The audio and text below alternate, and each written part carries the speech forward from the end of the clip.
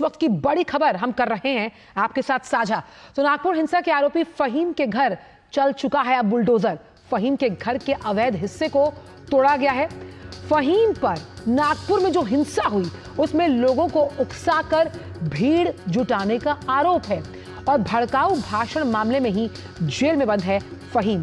नागपुर में फहीम के घर पहुंचे हैं नगर पालिका अधिकारी और क्योंकि उन पर भीड़ को उकसाने का आरोप है इसीलिए फहीम के घर चला है बुलडोजर। लोगों को उकसाकर भीड़ जुटाने का आरोप जिसकी वजह से वो पूरा घटनाक्रम उसे अंजाम दिया गया और नागपुर जहां हमेशा सौहार्द भाईचारा बसता था वहां पर कहीं ना कहीं हिंसा होती हुई नजर आई। तो नागपुर हिंसा में फहीम के घर बुलडोजर चला है और ये मास्टरमाइंड बताया जा रहा है नागपुर के पूरे हिंसा के घटनाक्रम का फहीम, जिसके घर के अवैध हिस्से पर जो नागपुर पालिका है उसने बुलडोजर चलाया है। आरोपी फहीम के घर नागपुर हिंसा में जिस तरह से आप देख सकते हैं सीधी तस्वीरें, जेसीबी की मशीन बुलडोजर के जरिए अपना काम करती हुई उस अवैध हिस्से को तोड़ती हुई जहां फहीम रहता है। और फहीम वही व्यक्ति है जिसने भड़काऊ भाषण के मामले में फिलहाल वो बंद है और उसने उस भीड़ को जुटाने का काम किया जिसने नागपुर में जो हिंसा हुई उसे अंजाम दिया था।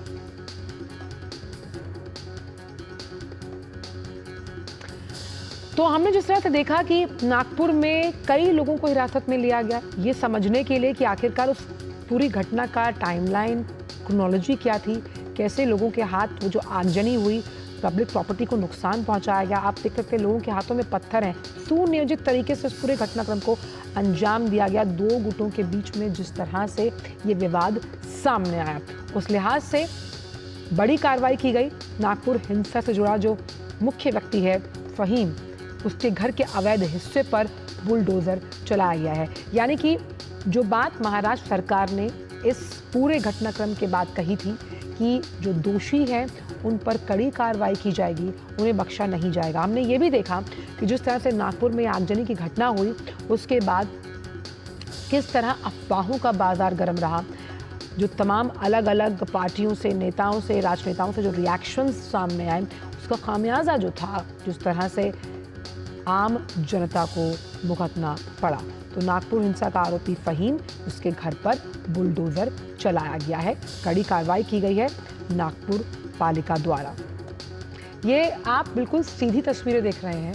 आप देख सकते हैं कि जेसीबी की मशीन वो कार्रवाई करती हुई आपको नजर आ रही है कि भाई अगर आप पब्लिक प्रॉपर्टी को नुकसान पहुंचा रहे हैं और आप अगर भड़काऊ भाषण देकर, भीड़ उकसाकर एक फैक्ट ऑफ पॉइंट कहीं ना कहीं करेक्ट करने की कोशिश कर रहे हैं तो आप पर इस तरह की कार्रवाई होना लाजमी है। हालांकि फहीम खान ने साल 2024